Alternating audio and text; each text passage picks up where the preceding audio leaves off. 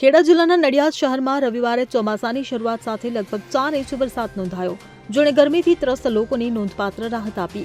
બપોરથી શરૂ થયેલો વરસાદ સાંજ સુધી ચાલુ રહ્યો, જેના કારણે શહેરનું વાતાવરણ ઠંડુ અને સુખદ બન્યું।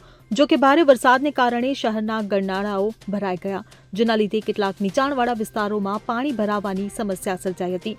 મળતી માહિતી મુજબ શહેરના મુખ્ય રસ્તાઓ પર પાણી ભરાતા વાહન ચાલકોને હાલાકીનો સામનો કરવો પડ્યો। ખાસ કરીને રેલવે સ્ટેશન રોડ અને ઉત્તરસંડા વિસ્તારમાં પાણી ભરાવાની ફરિયાદો સામે આવી। સ્થાનિક નગરપાલિકાની ટીમોએ ગરનાળાઓની સફાઈ અને પાણીના નિકાલ માટે તાત્કાલિક પગલાં લીધા, પરંતુ નબળી ડ્રેનેજ વ્યવસ્થાને કારણે સમસ્યા યથાવત રહી।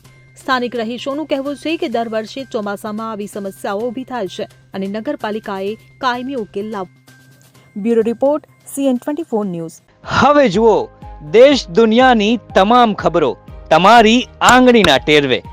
ઉઠાવો મોબાઈલ અને Google Play Store પરથી ડાઉનલોડ કરો અમારી CN24 ન્યૂઝ મોબાઈલ એપ।